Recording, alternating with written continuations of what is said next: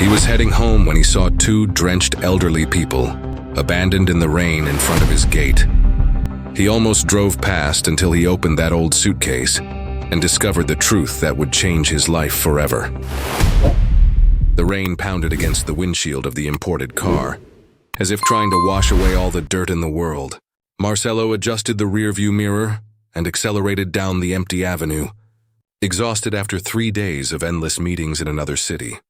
In his early 40s, he had built a business empire that many envied. But that night it weighed on his shoulders like an invisible burden. The mansion awaited him in the city's most noble neighborhood, silent and cold as always. The electronic gate began to open automatically when the sensor detected the approaching car. Marcelo slowed down, ready to enter the covered garage, when something unusual caught his attention. Two figures were huddled under the centuries-old tree that stood outside the wall, trying to protect themselves from the storm that was punishing the city. Frowning, he stopped the car and lowered the electric window to see better. They were a man and woman with gray hair, drenched clothes stuck to their bodies, embracing each other as if they were the only protection left in the world. Beside them, a worn leather suitcase leaned against the tree trunk, as if guarding the last remnants of a life that had collapsed. Marcelo's first impulse was to accelerate and just go home. After all, it wasn't his problem if there were people on the street. The city was full of people in difficult situations, and he couldn't solve everyone's problems. But something about that scene deeply disturbed him. Perhaps it was the way the elderly man protected the woman from the rain with his own body, or how she clung to him with a trust that seemed to defy the entire world. Marcelo sat there, engine running, wipers working frantically, watching those two human beings who seemed to have been forgotten by life. The man must have noticed the car's headlights because he slowly raised his head and looked directly at Marcelo. Even with the rain and distance, it was possible to see a dignity in that aged face that touched something very deep in the businessman's chest. "Not my business," he murmured to himself, putting his hand on the gear shift, but his fingers didn't obey. He stayed there a few more seconds, frozen between the coldness he had learned to carry and a strange feeling he couldn't define. The elderly woman started coughing, a weak sound that still reached him through the rain and car window. Something inside Marcelo broke. He turned off the engine, grabbed the umbrella from the back seat, and stepped out into the storm. Each step toward the elderly couple felt heavy, as if he were walking against years of indifference he had cultivated. The man stood up with difficulty when he saw Marcelo approaching, instinctively placing himself in front of the woman. "Good evening," Marcelo said, raising his voice because of the rain. "Are you okay?" The elderly man studied him for a few moments, as if trying to assess whether this well-dressed man represented a threat or hope. "We are, sir, just waiting for the rain to pass." "Waiting where?" "Here on the street. We have nowhere to go," the woman answered with a soft voice but loaded with a sadness that seemed to come from far away. "We were evicted this morning. Couldn't find shelter." Marcelo felt his chest tighten. Evicted. The word echoed in his head in a strange way, awakening memories he preferred to keep buried.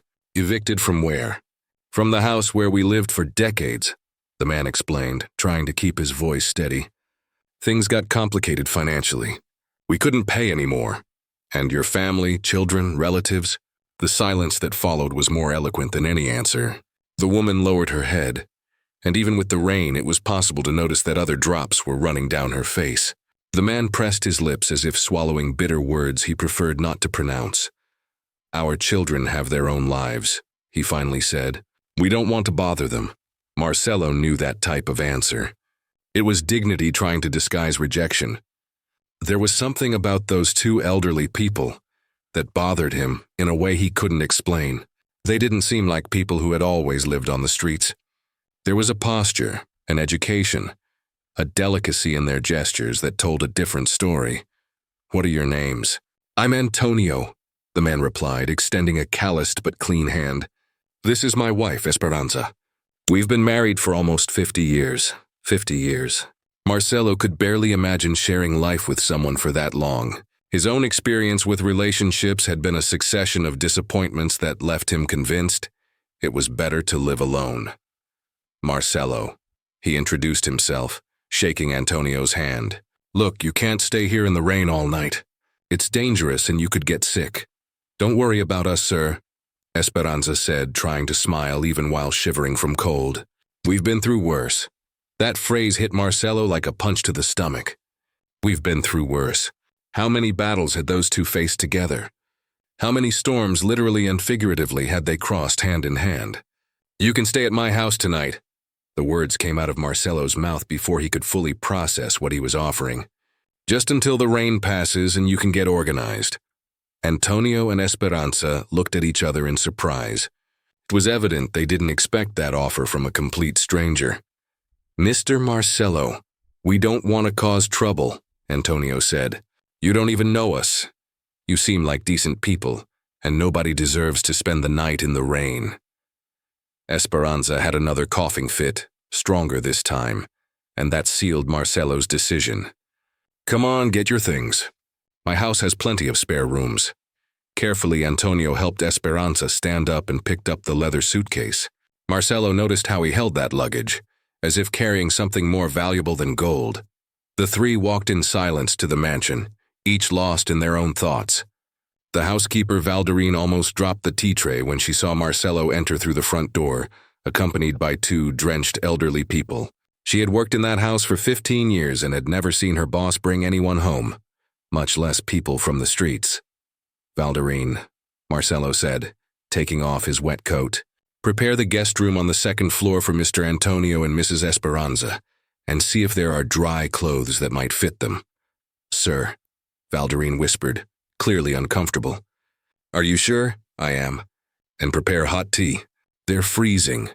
Antonio and Esperanza stood in the entrance hall, dripping water on the marble floor, clearly intimidated by the luxury surrounding them.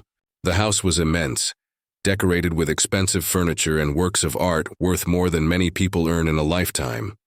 "Please, make yourselves at home," Marcelo said, though the phrase sounded strange even to him.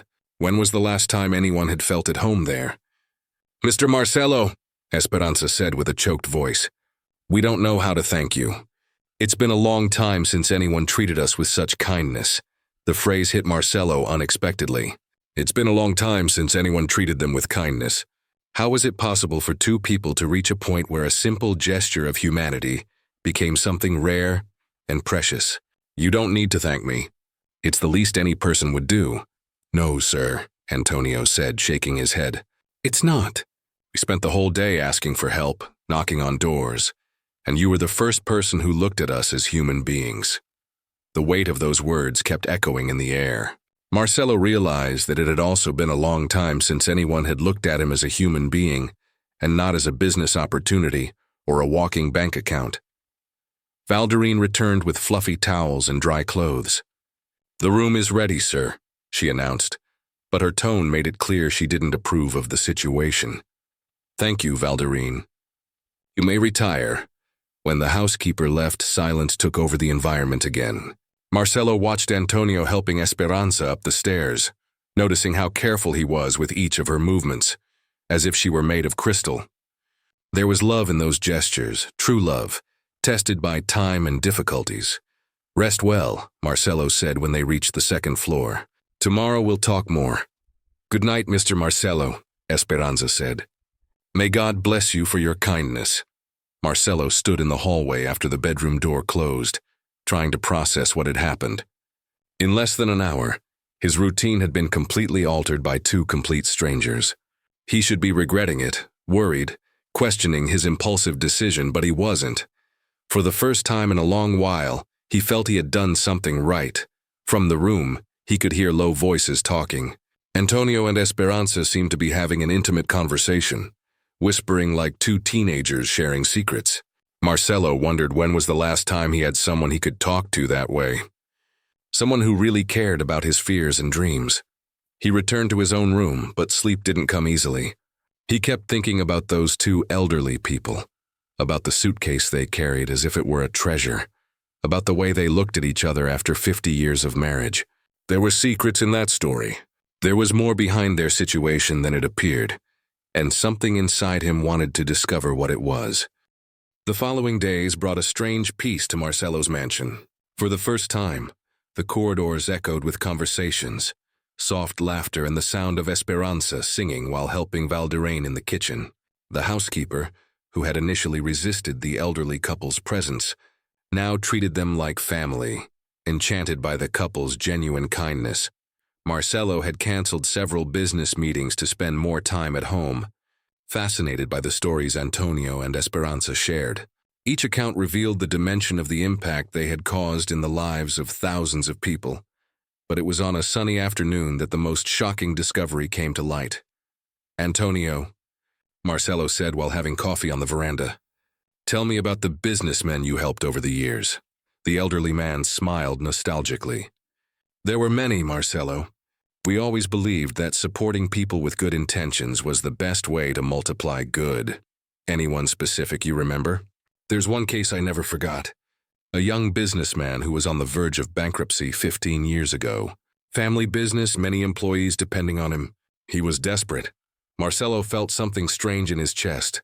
15 years ago. Yes, the company was called Silva Construction. The young man was the son of Carmen Silva, that wonderful lady we treated at the hospital. The coffee escaped from Marcelo's hands, spilling on the table. "Silva Construction. That was my company." Antonio stopped talking, his eyes widening. "Your company?" "Yes, 15 years ago I was going bankrupt. I had overdue loans, employees to lay off. I was losing everything I had built after my mother's death. My God," Esperanza murmured, joining the conversation. "So you're that young man Antonio helped anonymously?" Marcelo was in shock. "Helped how?" "Never knew about anonymous help."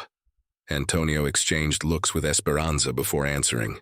"We used our savings to pay off your bank loans. We did everything through lawyers without revealing our identity. We wanted you to believe you had succeeded on your own. You saved my company. We saved it because we knew your character," Antonio explained. "You kept all employees employed even without money to pay them. You preferred to go hungry rather than lay people off. That showed us who you really were. But that money, where did it come from?" "It was everything we had," Esperanza said simply. "Our retirement, a lifetime savings. But it was worth it to see how you grew the company afterward." Marcelo couldn't process the information. "You spent everything you had to save my company. Why?" "Because we believed in you," Antonio replied. "And because your mother asked us to take care of you if something happened to her." "My mother asked that?" "In her last days at the hospital, Carmen called us and said, 'My son will need guardian angels. Promise me you'll protect him when I'm no longer here.'" Tears began to stream down Marcelo's face. His entire life had been a lie. He hadn't won alone. He wasn't the brilliant businessman he thought he was. He had been saved by the kindness of people who sacrificed everything for him. "So you lost all your money to help me," he said, his voice choked. "And that's why you're in need now."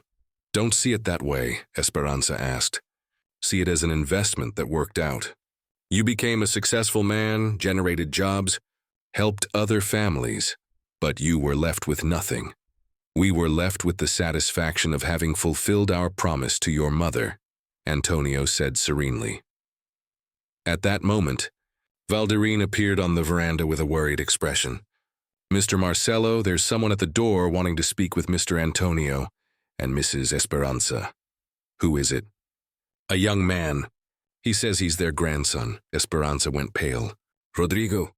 "My grandson Rodrigo. Yes, ma'am. That's the name he said." Esperanza stood up trembling, her hands going to her chest. "My little grandson after so many years." The three headed to the front door, where a young man of approximately 20 years waited nervously. He was tall, dark-haired, with intelligent eyes that greatly resembled Esperanza. He wore simple clothes and carried a backpack on his back.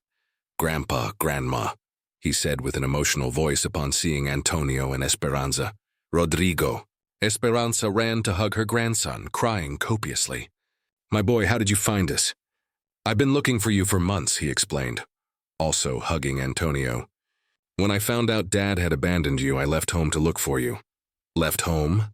Antonio asked, worried. "Yes, I couldn't live in the same house as a man capable of abandoning his own parents." Marcelo watched the scene emotionally. Finally, there was someone in the family who valued those two extraordinary elderly people. "Rodrigo, this is Marcelo," Esperanza introduced. The angel who took us in when we had nowhere to go. The young man approached Marcello with gratitude in his eyes. Sir, I don't know how to thank you for taking care of my grandparents. They're the ones who took care of me my whole life, Marcello responded. I'm just returning a small part of what they did. Rodrigo, Antonio said. How did you leave home? And your mother? The young man lowered his head, embarrassed. Mom doesn't know I'm here. Dad forbade any contact with you. He said you were problematic people who only brought shame to the family. And did you believe him? Esperanza asked, hurt. Never. I remember you from my childhood. I remember the stories you told, the hospitals you built, the children you helped. Dad may have forgotten, but I never forgot. What kind of stories? Marcello asked, curious. Grandpa told me about each school he built, each hospital he designed. And Grandma sang to me the same songs she taught to the children in orphanages. Rodrigo took an old, worn notebook from his backpack. I kept everything you gave me. Drawings, stories, sheet music that Grandma wrote. Esperanza took the notebook with trembling hands. You kept all of this? I kept it because I knew that one day I would find you again. And because I wanted to preserve the memory of the important things you did. Rodrigo, Antonio said emotionally. You grew up and became a man of character. I learned from the best teachers, the young man replied. Even from a distance, you continued teaching me about kindness and generosity. But how did you find us? Esperanza asked. I looked in all the city's shelters, hospitals, churches. Yesterday, someone told me they had seen an elderly couple being taken in by a businessman in this neighborhood. I came here hoping. Marcello felt his chest warm. Rodrigo, your grandparents can stay here as long as they want. And you too, Mr. Marcello, Rodrigo said hesitantly. I need to tell you something important about my father.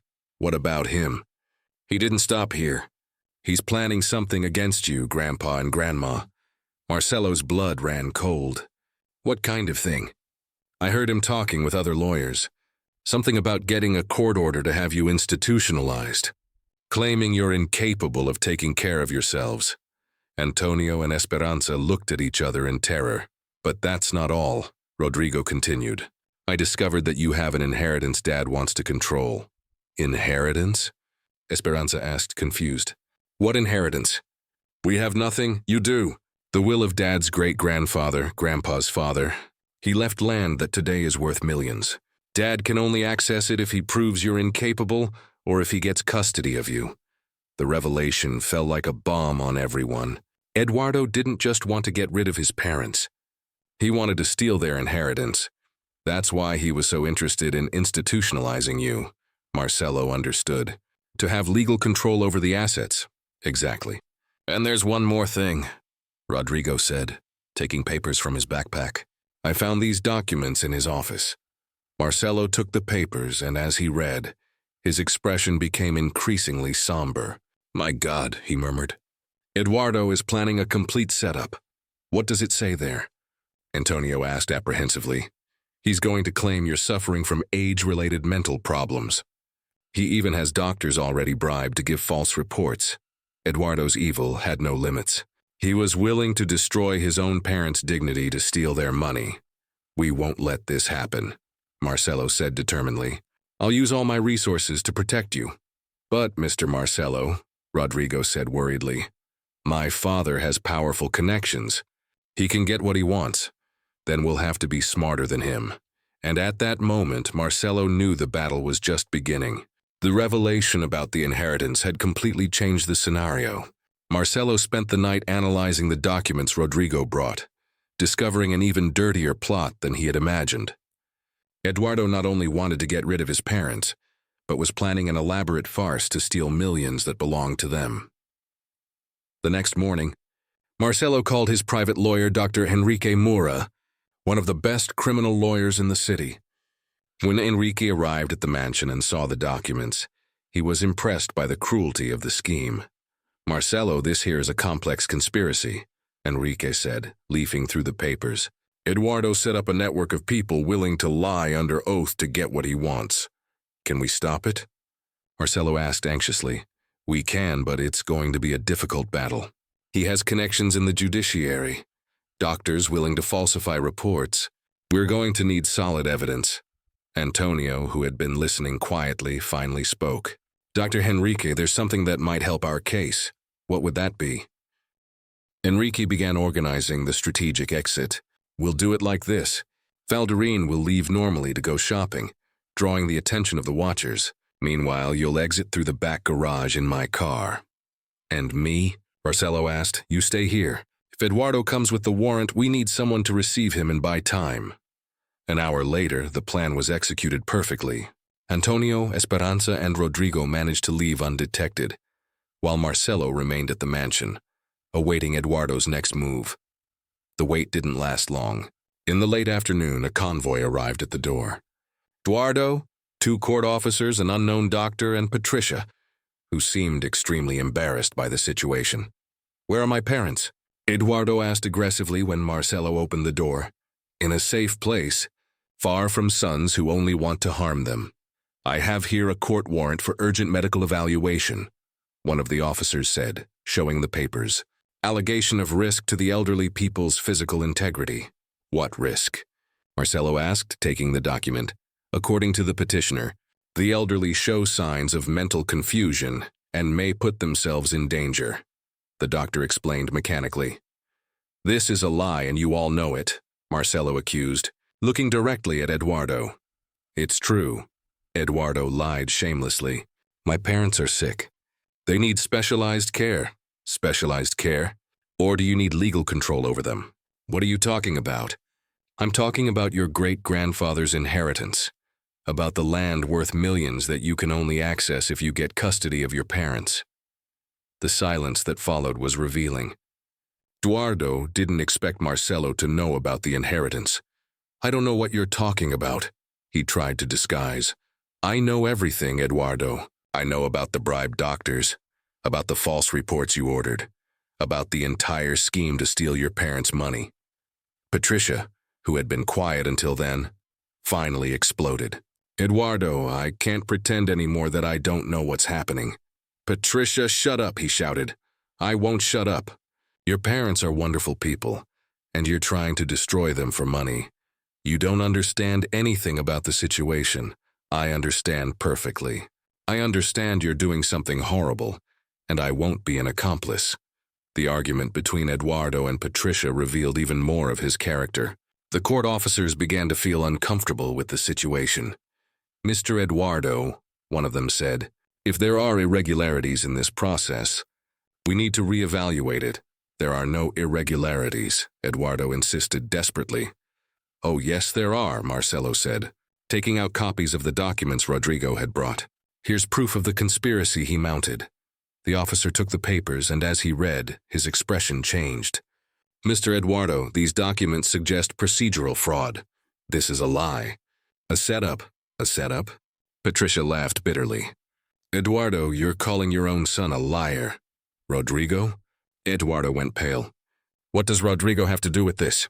It was he who brought these documents, Marcelo explained. Your own son can't live with your attitudes anymore. Where is Rodrigo? Eduardo asked desperately. With his grandparents where he should always be, Eduardo seemed to crumble. The betrayal of his own son had destroyed all his plans. Sir, the officer addressed Marcelo, we'll need to suspend this warrant until there's an investigation into these allegations. You can't do this, Eduardo shouted. We can and we will, the officer responded firmly. Procedural fraud is a serious crime. The doctor who accompanied Eduardo tried to discreetly move away, but Marcelo intercepted him. Doctor, you're not going anywhere. Your participation in this scheme will also be investigated. I didn't know anything, the doctor stuttered. Didn't know you were going to falsify medical reports? Didn't know you were going to destroy the lives of 2 innocent elderly people. Patricia approached Marcelo. Sir, can I speak with my in-laws? I want to ask forgiveness for everything Eduardo did. Of course. They'll be glad to know that at least you kept your heart in the right place. Eduardo was completely defeated. His plans had crumbled. His wife had abandoned him. His son was against him, and now he faced investigation for fraud. Eduardo, Marcelo said, there's still time to do the right thing. Your parents still love you, despite everything. It's too late, Eduardo murmured. It's never too late for a son to ask his parents for forgiveness. But Eduardo had already left, fleeing from his own conscience and the consequences of his actions. When the convoy left, Marcelo called Henrique with the good news. The investigation into the fraud would protect Antonio and Esperanza, and soon they could return home, to the house where they were finally treated like family. 3 days had passed since Eduardo had been exposed. Antonio, Esperanza, and Rodrigo returned to Marcelo's mansion with the feeling they could finally live in peace. But the tranquility was short-lived. Dr. Henrique arrived one morning with a somber expression and a folder full of documents. "Marcelo, we have problems," he announced, spreading papers on the living room table. Eduardo didn't give up. "He got support from very influential people." "What do you mean?" Marcelo asked, feeling a chill in his stomach. "I discovered that the inheritance at stake is bigger than we imagined. The land that belonged to Eduardo's great-grandfather is today worth more than 50 million reais. There are powerful businessmen interested in buying it." Esperanza went pale. 50 million? I had no idea it was that much money. Eduardo partnered with these businessmen, Dr. Henrique continued. "They're financing a heavy legal battle. They brought lawyers from other states, doctors with impeccable credentials, even a famous psychiatrist willing to attest that you have early dementia." "But that's a lie," Rodrigo exploded. "My grandparents are perfectly lucid. We know that, but they're going to use your grandparents' advanced age, the fact they lost their house, the vulnerability situation. They're going to build a convincing case." Antonio stood up slowly, walking to the window. "Henrique, there's something I never told anyone, not even Esperanza." Everyone turned to him, surprised. "Antonio," Esperanza called worriedly. "What secret is this?" The elderly man took a deep breath before answering. "Those lands weren't my grandfather's. They were my grandmother's, Dona Benedita. She left a secret will that Eduardo never knew existed." "What do you mean?" Dr. Henrique asked, intrigued. "My grandmother suspected that the men in the family were only interested in money, so she made 2 versions of the will, an official one that everyone knows, leaving everything to the men in the family, and another secret one, leaving everything to whoever truly cared for the needy. The silence in the room was absolute. "Where is this secret will?" Dr. Henrique asked anxiously. Antonio smiled sadly. "During all these years caring for children, building hospitals and schools, I thought it would never be necessary to use it. But it's kept in the bank in a safety deposit box that only I can open. Dad," Esperanza said emotionally, "this means that Eduardo is fighting for something that was never his." "It means that Eduardo is fighting for something that was never his," Antonio completed. "The lands belong to whoever dedicated their life to helping others. And according to Grandma Benedita's will, that person is me." Marcelo felt a mixture of relief and concern. "But if Eduardo finds out about this will, he'll do everything to prevent us from accessing it. We need to go to the bank today," Dr. Henrique completed. "It won't be easy," Rodrigo alerted. "Dad has people watching all our movements. If we leave here, he'll know." At that moment, Valdirene entered the room with the phone in hand. "Mr. Marcelo, I have a call for you. Says it's urgent." Marcelo answered, and his expression changed completely as he listened. "I understand. Thank you for warning me. Who was it?" Dr. Henrique asked. "My contact at the bank.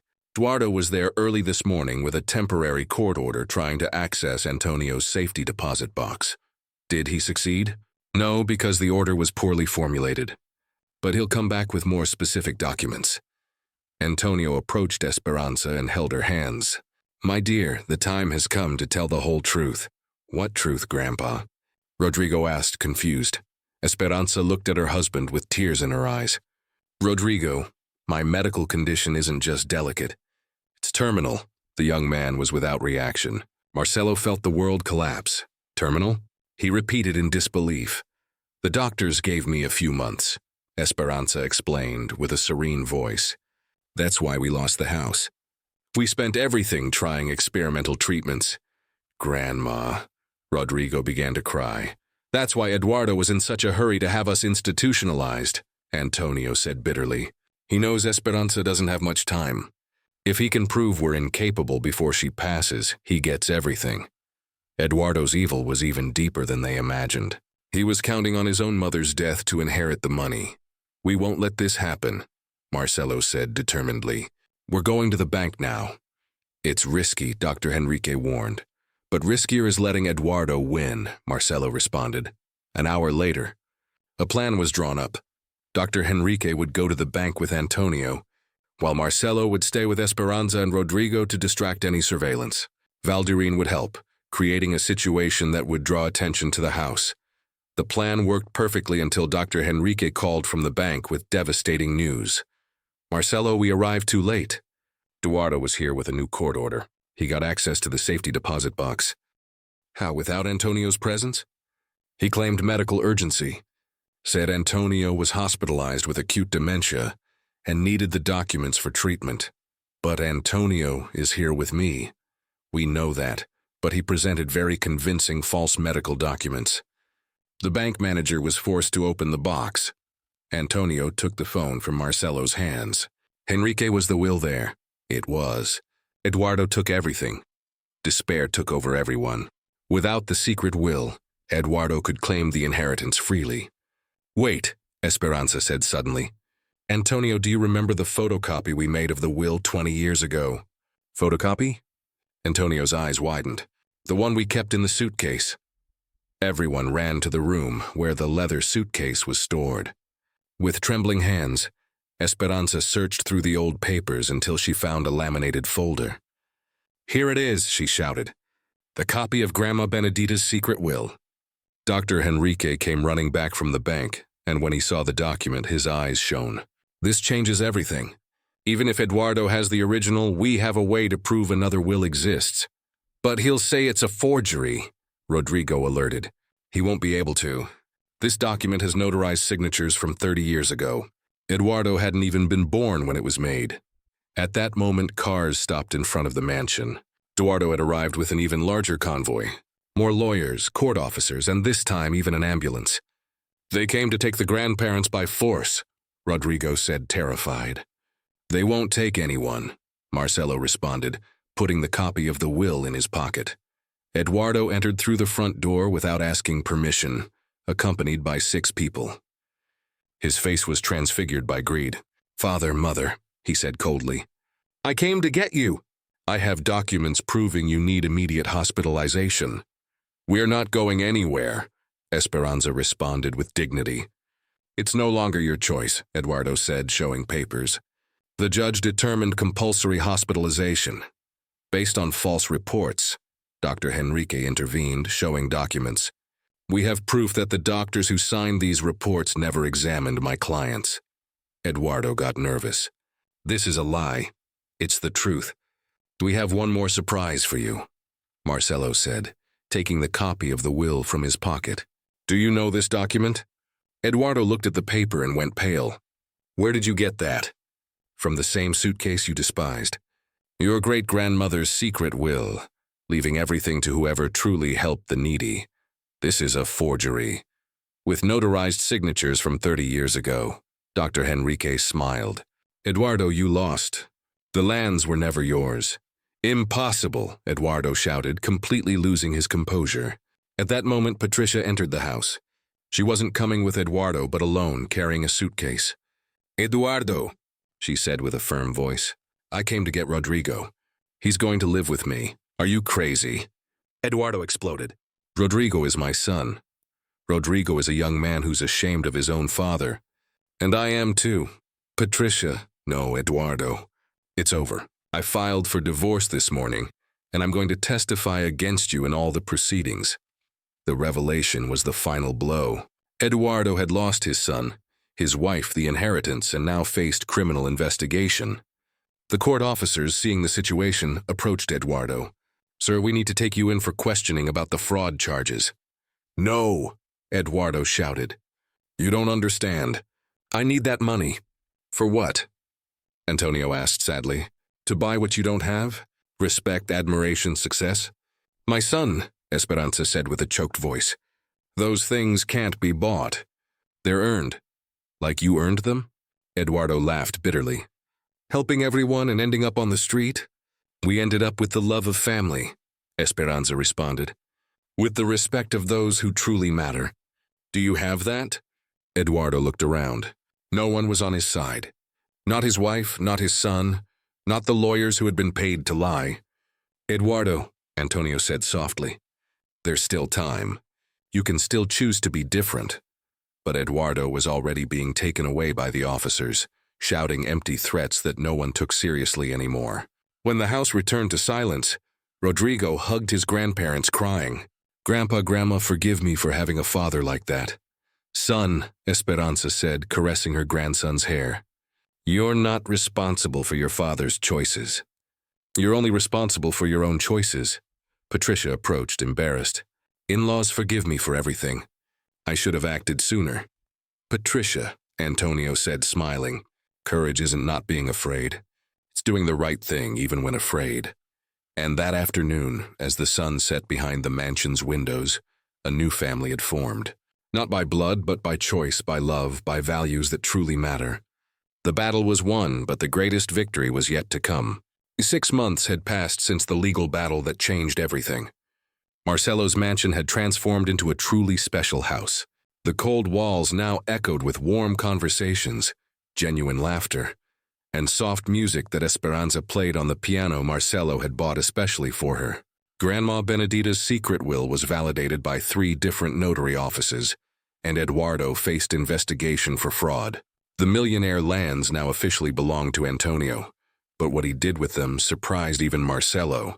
"Esperanza," Antonio said on a sunny morning, "the time has come to carry out our last great project." Esperanza, who now received private medical treatment funded by Marcelo, smiled with that serenity of someone who had found inner peace. "Have you decided what to do with the lands?" Marcelo asked. "We have," Antonio confirmed, spreading architectural plans on the table. "We're going to build the country's largest welfare village. Houses for needy families, school, hospital, cultural center." Rodrigo, who now studied architecture inspired by his grandfather's work, approached excitedly. "Grandpa, it's going to be incredible. We'll call it Hope Village in honor of Grandma." "Hope Village," Esperanza began to cry, but they were tears of joy. "What a beautiful name!" "It will house 500 families," Antonio explained emotionally. "Each house will have the name of a child we helped throughout our lives." Valdirene entered the room carrying a tray with coffee, now completely integrated into that unconventional family. "Mr. Marcelo, there's a visitor at the door. A lady with a baby in her arms. Says she needs to speak with Mr. Antonio urgently." Everyone looked at each other intrigued. Antonio went to the door and found a young woman holding a baby, with tears streaming down her face. "Mr. Antonio?" she asked emotionally. "I'm Marina Santos. You saved my life 15 years ago." Antonio observed her for a few moments until memory awakened. "Marina, the girl from Santa Teresa Orphanage. My God, how you've grown. You remember me? How could I forget? You were that shy child who loved to draw." Marina collapsed crying in Antonio's arms. "I came to thank you for everything you did for me, for giving me a chance when no one else believed." "How did you find us?" "I saw a news report on television about the village you're going to build. I couldn't believe it was the same Uncle Antonio and Aunt Esperanza who raised me." Esperanza approached and also recognized the girl. "Marina, my little artist. Look how beautiful you are, Aunt Esperanza." "This is my son Gabriel," Marina said, showing the baby. "I wanted you to meet the grandson you gained." The emotion took over everyone. That child they had taken in grew up, built a family, and now wanted to share her joy with those who helped her. "Marina," Antonio said curiously, "what do you do for a living?" "I'm a pediatrician," she responded proudly. "I work in a public hospital saving underprivileged children just like you taught me." Marcelo approached emotionally. Seeing the practical result of Antonio and Esperanza's work was inspiring. "Dr. Marina," he said respectfully, "I'd like to make you a proposal. How about being the medical director of Hope Village's hospital?" Marina was speechless. You would offer me that?" "We're offering because we know you'd do the work with love," Esperanza said. "Just like we always did." "I accept," Marina exclaimed. "It would be an honor to continue your legacy." At that moment, another car stopped in front of the house. To everyone's surprise, Patricia got out accompanied by an unknown man. "Patricia!" Rodrigo ran to hug his mother. Good to see you. Rodrigo. In-laws, she greeted respectfully. I'd like to introduce someone. This is Dr. Luis, my fiancé. Antonio and Esperanza smiled welcomingly. Welcome to the family, Dr. Luis. Actually, Patricia said hesitantly, I came to bring news about Eduardo. The atmosphere became tense. What happened? Rodrigo asked worriedly. He's in prison. He was convicted for fraud, but he sent a letter asking you to visit him. Esperanza took the letter with trembling hands and read in silence while everyone waited anxiously. What does he say? Antonio asked softly. That he wants to ask for forgiveness, Esperanza responded emotionally. That he finally understood the value of what we built. That he's ashamed of everything he did. Will you visit him? Patricia asked. Antonio and Esperanza looked at each other with that silent communication of decades of marriage. We will, Antonio said. He's still our son. Even after everything? Patricia asked. Especially after everything, Esperanza completed. Forgiveness isn't for those who deserve it. It's for those who need it. The wisdom of those words echoed through the room like a profound life lesson. Days later, Antonio, Esperanza, Rodrigo, and Marcelo visited Eduardo in prison. The man who received them was completely different from the arrogant lawyer of months ago. Eduardo was thin, head down, with eyes that reflected genuine regret. Father, mother, he said with a choked voice. I don't even know how to begin asking for forgiveness. Start from the heart, Esperanza said softly. I was so obsessed with money, with status, with others' approval that I lost sight of what really matters. Eduardo cried. I lost you. I lost my family. I lost myself. Eduardo, Antonio said, you didn't lose us. We were always here. But how can you forgive me after everything I did? Because you're our son, Esperanza responded. And a parent's love has no conditions. I don't deserve this forgiveness. No one deserves forgiveness, son. Forgiveness is a gift given because we love. Eduardo completely broke down. I want to change. I want to be different. I want to be the son you deserve. You already are, Rodrigo said, hugging his father for the first time in years. Recognizing mistakes is the first step to fixing them.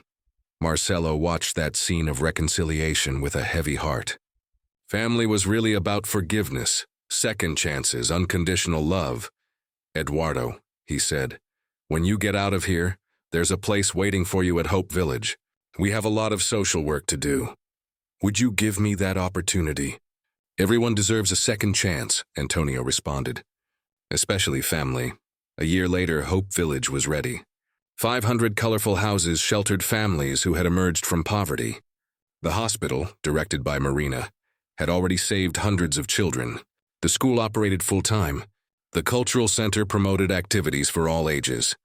At the official inauguration, thousands of people attended. Mayors, governors, businessmen, but mainly the benefited families and all the children Antonio and Esperanza had helped throughout their lives. Everyone. Antonio spoke into the microphone with an emotional voice. This village isn't our achievement. It's all of yours who believed we could build a better world. Hope Village, Esperanza completed, represents everything we learned. That true happiness comes from helping others. That family is built with love, not blood, and that it's never too late to start over. Eduardo, who had been released and now coordinated the village's social projects, approached the microphone. Father, mother, he said publicly, I spent my whole life looking for success in the wrong places. Today I understand that you were always the richest in the family. Rich in love, in purpose, in true legacy. The crowd applauded emotionally. Rodrigo was crying. Patricia and Dr. Luis smiled proudly. Marina held little Gabriel, now over a year old. Marcelo took the stage for the last time. Antonio and Esperanza saved me when I was a child. They saved me again when I was a lost adult. Today, through Hope Village, they'll continue saving lives for generations. But our greatest victory, he continued, isn't this village. It's having proven that true family is who we choose to love, who we choose to protect, who we choose to forgive. When the event ended, Antonio and Esperanza walked hand in hand through the streets of the village that had become reality. Children played in gardens, families talked on porches, elderly people rested in squares. We did it, my love, Antonio said to Esperanza. We fulfilled our mission. No, she corrected, smiling. Our mission continues. Through all these people who learned to help others, Valdirene approached, carrying a chair for Esperanza to rest. Her medical condition had stabilized with treatment but still required care. Mrs. Esperanza, Mr. Marcelo asked me to let you know dinner is ready. Dinner with family, Esperanza smiled. The most precious thing in the world. As they walked back to the mansion that had become a true home, Antonio looked back one last time. Hope Village shone under the nightlights, full of life, love, and possibilities. You know what I'm most proud of? He said to Esperanza. What? That when we leave this world, we'll leave it better than we found it. And we'll leave knowing we were truly loved. Esperanza completed. From afar, Marcelo watched the couple walking slowly, supporting each other as they had done for decades. Those two elderly people he had found abandoned in the rain had changed not only his life, but the lives of thousands of people. The lesson was complete. Doesn't matter where you were born, how much money you have, or what clothes you wear. What matters is how you treat people, especially those who can't repay your kindness. Antonio and Esperanza proved that true wealth isn't measured in money, but in transformed lives, awakened smiles, renewed hopes. And when Marcelo entered the house that night, he found his family gathered in the living room. Antonio telling stories, Esperanza playing piano, Rodrigo studying, Eduardo planning new social projects, Marina nursing Gabriel, Patricia and Dr. Luis helping Valdirene in the kitchen. This was how it should be. This was how it always should have been. A family built not by blood, but by the choice to love without conditions, forgive without limits, and help without expecting anything in return. Epilogue. 5 years later, Hope Village had become a model replicated in 10 other cities across the country. Thousands of families had been lifted from poverty. Hundreds of children had received quality education. The hospital had saved countless lives. Antonio and Esperanza, now in their 80s, spent their days at the village, visiting families, playing with children, sharing stories. Esperanza's condition had stabilized against all medical predictions. The doctors said it was the power of purpose, of love, of having reasons to keep living. Eduardo had become the director of a national foundation for social projects, dedicating every day to redeeming his past mistakes. His relationship with his parents had been restored, stronger than ever. Rodrigo graduated as an architect and designed 2 more welfare villages. He married Marina, and they had twin daughters named Carmen and Benedita, honoring the women who had shaped that family's history. Marcelo transformed his business empire into a social enterprise, using profits to fund community projects. He never married, but always said he had the biggest family in the world. Patricia and Dr. Luis ran a clinic for underprivileged families, continuing the legacy of service. And Valdirene, she became the matriarch of the extended family, caring for everyone with the same dedication she once reserved only for cleaning the mansion.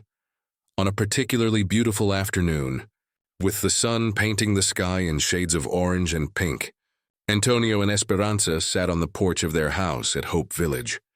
They had chosen to live there, among the people whose lives they had touched. Do you remember that rainy night? Esperanza asked, holding her husband's wrinkled hand. When Marcelo found us. How could I forget? We had lost everything. Our house, our security, our dignity. And we found everything that truly matters, Antonio completed. Family, love, purpose. If you could go back, would you change anything? Antonio thought for a long moment before answering.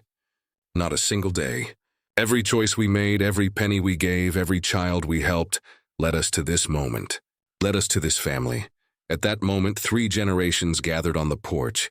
Marcelo arrived with a birthday cake. It was Esperanza's 80th birthday. Make a wish, Grandma, little Carmen said. Esperanza looked around at all those faces she loved. Her husband of 55 years, her reformed son, her brave grandson, her daughter-in-law who had found her voice, the grandchildren running around, the extended family that had formed from choice, not obligation.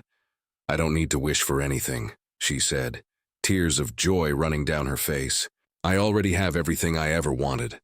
As they sang Happy Birthday, the sun set over Hope Village, casting golden light over the houses, the hospital, the school, the gardens where children played, and in that moment, it was clear to everyone present that this was what life was about. Not about accumulating wealth, but about accumulating love. Not about building monuments, but about building relationships. Not about leaving inheritance, but about leaving legacy. Antonio and Esperanza had started with nothing and ended with everything. Not because they had money, but because they had something money can't buy. A life filled with meaning, a family built on love, and the knowledge that they had made the world a better place. As night fell and stars began to appear in the sky, the two elderly people who had once been abandoned in the rain sat together, watching their family celebrate. They had been saved that rainy night, but in truth they had been saving people their entire lives, and now, surrounded by those they loved and who loved them back, they understood the ultimate truth. We are saved not by what we accumulate, but by what we give. Not by what we keep, but by what we share. Not by how we start, but by how we choose to continue. The rain that had once threatened to wash them away had instead washed away everything unnecessary, leaving only what truly mattered: love, family, the unshakable belief that every person deserves dignity, respect, and a second chance. And as the last rays of sunlight disappeared beyond the horizon, Antonio whispered to Esperanza, "Thank you for walking this journey with me." "Thank you for being worth walking beside," she whispered back. And somewhere in the sky, perhaps Carmen Silva was smiling, knowing that her request to those two angels had been fulfilled beyond her wildest dreams. Her son hadn't just survived. He had thrived, and he had done so by learning the most important lesson of all, that true wealth is measured not in what you have, but in what you give. The mansion that had once been cold and empty was now filled with warmth and life. The elderly couple who had once sat abandoned in the rain now sat surrounded by love. And the businessman who had almost driven past that night now knew that stopping was the best decision he had ever made. Because in the end, we don't remember the days we passed by. We remember the moments we stopped, the people we helped, and the lives we touched. And that rainy night when Marcelo stopped his car and opened his door to two strangers, he opened his heart to a family he never knew he needed. A family that taught him the greatest lesson of all, that home isn't a place, it's a feeling, and that feeling is called love. The end. For where your treasure is, there your heart will be also. Matthew 6:21. This story is a reminder that it's never too late to change, never too late to forgive, and never too late to build the family you truly deserve. Not by blood, but by choice. Not by obligation, but by love.